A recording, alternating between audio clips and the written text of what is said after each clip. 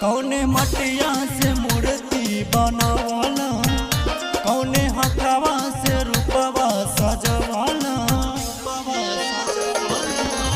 कौने मटिया से मूर्ति बनवाला, कौने हथवा से रूपवा सजवाला। ये कुहारू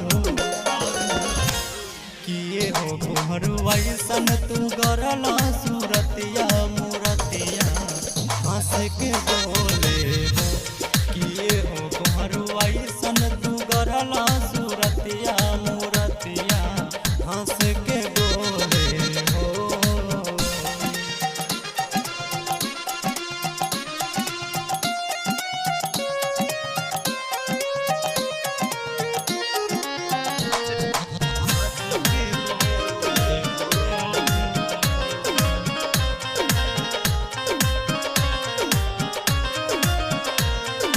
अखिया बा प्यारी बा बिंदिया लीला निकला गोता माई के सोलहो सिंगार।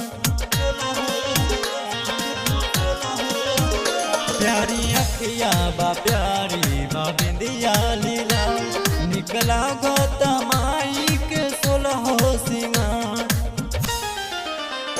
कौने मालिन से माला गुथावा वाला, कौने नाउन से कटवाला। एक कुहारू ऐसन तू गरला सूरतिया मूरतिया हंस के बोले हो।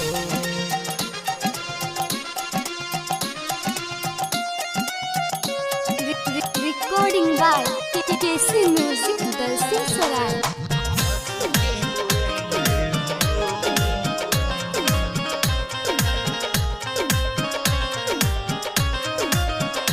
जोरा नारियल चढ़ल जोरा चुनरी चढ़ल माई के भक्ति में रंजनवा गावे भजन। जोरा नारियल चढ़ल जोरा चुनरी चढ़ल माई के भक्ति में रंजनवा गावे भजन। कौने निमिया पझुलुआ लगावाला, कौने झुलुआ पयासन सजवाला। एक कुहारू ऐसन तू गरला